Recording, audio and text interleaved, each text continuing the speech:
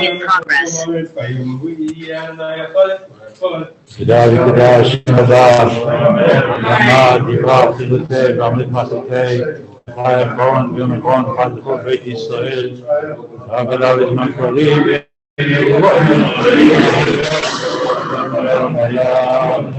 Varat Vishtavat Vifar Vikrama Viknase Vitasar Vitale Vitalash Met Vishah Lutu Yadam Kodukata Vishirata Kodav Nechamata Zenam Balma Bilbu Amei Yehei Islam Arav Mishmar V'chem Aleinu V'chol Yisrael Bilbu Amei Oseh Shalom Yomah V'yoseh Shalom Aleinu V'chol Yisrael Bilbu Amei. Yeah.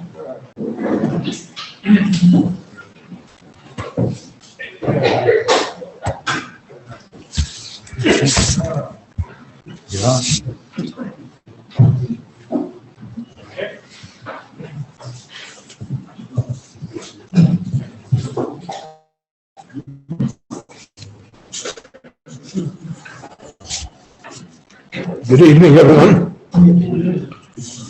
Erev Tov.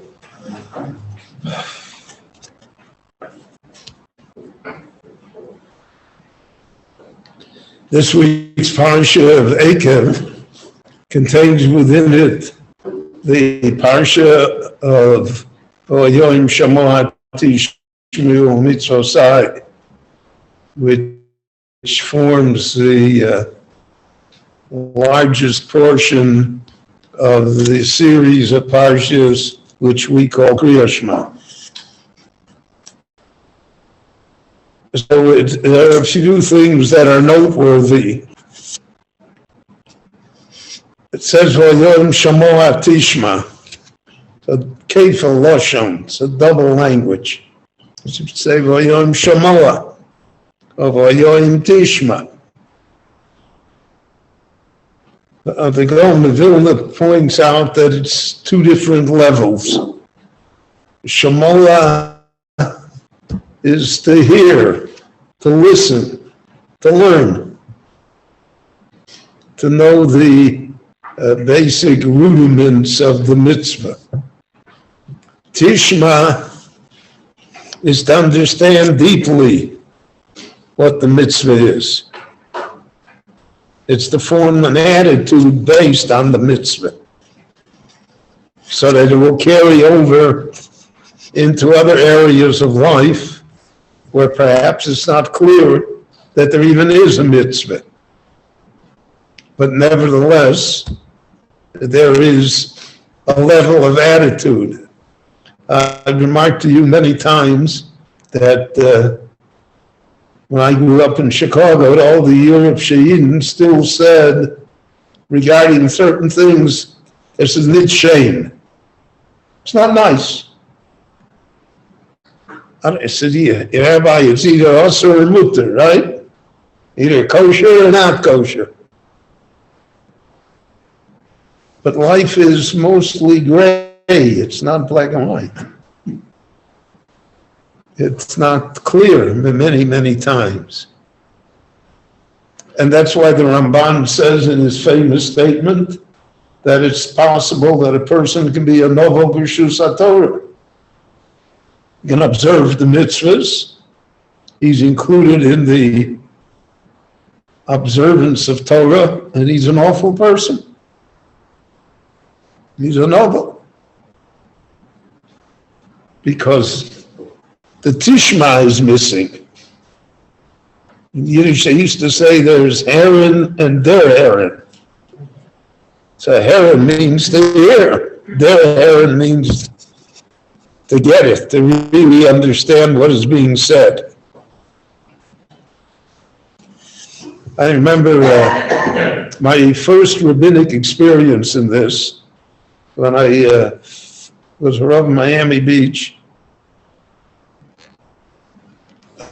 So at that time, that's when it just began that they had junkets and vacations for Pesach. And there was a cruise going from Miami Beach for Pesach, and naturally they koshered the kitchen, everything was perfect, people signed on. And part of the attraction of the cruise was that they were going to be outside the 3-mile limit of American territorial waters, and therefore gambling was permissible. And that was a big attraction.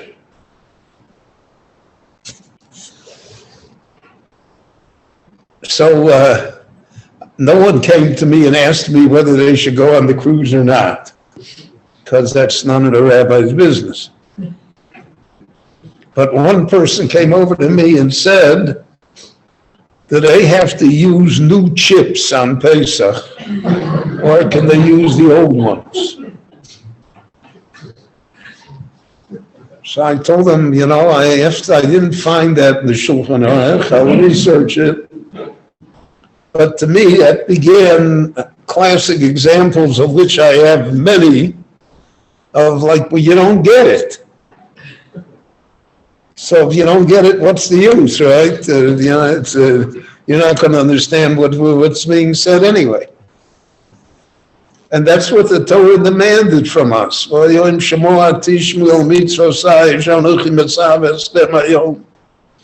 That there's a purpose here.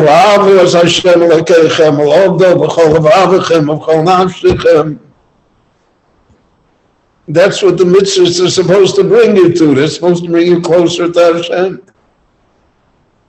You should have the relationship of Ava, etc. So that's included in Tishma, not in Shema. And the Torah advanced it even further, because the Torah is a Torah's Chaim, and it speaks to human beings. And the Torah, more than anything else, recognizes the weaknesses and foibles of human beings. Chazal say, "Lo nitna Torah l'malachei hashores." God did not intend the Torah for angels. The Torah was given for us humans, with all of our weaknesses, with all of our desires, with all of our faults. Nevertheless, the Torah was meant for us and spoke to us. The famous medrash that Moshe Rabbeinu, so to speak, had to fight the angels in heaven in order to bring the Torah down. And Moshe said to them, the Torah by you have no Yetzirah, you have nothing, you don't need a Torah. And they said, you bring the Torah down to human beings, they'll defile it. They'll sully it, they'll make it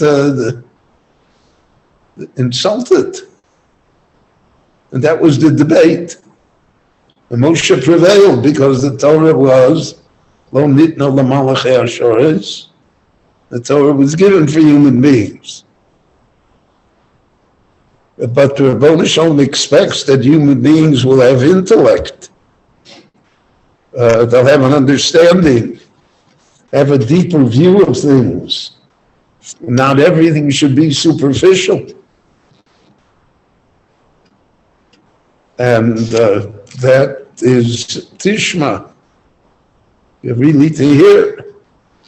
And in order to reinforce that idea, the Meforshim point out, in the first parsha, the Havta, the Rebbeinu Shalom made no promises to us. V'havtos Hashem Elokecha b'chol lavo v'chol nafsho v'modecha v'yadvar mo'ela asher nechmutzav yom alavecha shinamta levonecha. The Rebbeinu Shalom made no promises. He just told us, this is what's expected.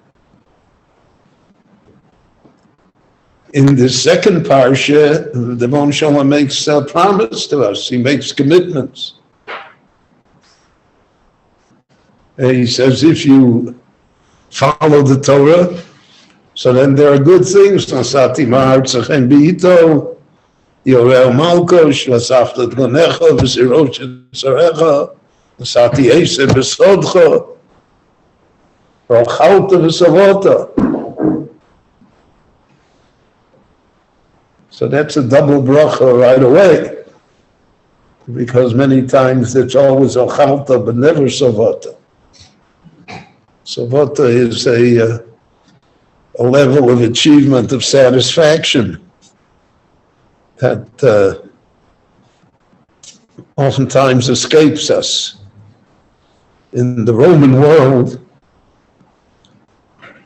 much of what goes on in today's world is a repetition of what went on in the Roman world. The Roman world was a homosexual world.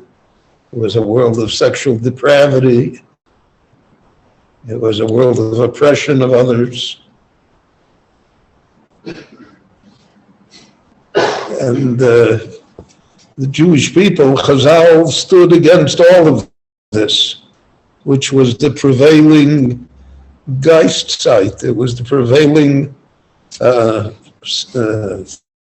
idea of the time. It was the cancel culture of its time. You either agree or you're excluded from society, at best. So the Romans had a room off of the dining room that they called the vomitorium. Because what they would do is eat and eat and eat till they were full, and then force themselves to give it all back so that they could eat and eat and eat again. Now to us, that sounds revolting, but that was the culture. Because of the fact that even though they were full, it was not the savata. They were not satisfied. There's a difference between full and satisfied. Chazal characterized this in their famous statement of Ezehu Osher HaSameach B'Chelko. Someone who feels satisfaction with what he has. That we are driven by what we don't have, not by what we have. And therefore we're always dissatisfied. And to a certain extent that is a source of a great deal of mental anguish and social problems in our society. So the Torah came to address this. And the Torah wanted us to have an attitude. If you have an attitude towards Hashem,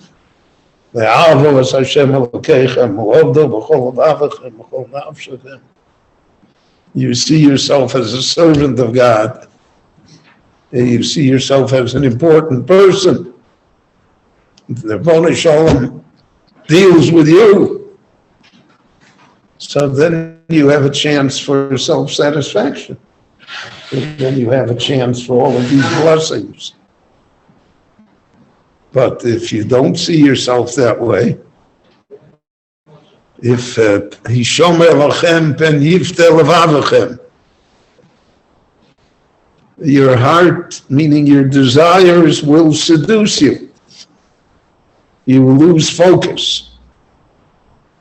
You will not concentrate on what is important. When that happens, that's where false gods come into the picture. Because human beings need always something. And if they wander away from the true God, so then they find substitutes. We find that in the Torah when the Jewish people created the Egel. So what did they say? Yisrael. They didn't just say an Egel. It's a new religion, new God. We modernized them. And it's that way throughout the centuries. Because once one strays away from the Torah, so then one will always find strange gods.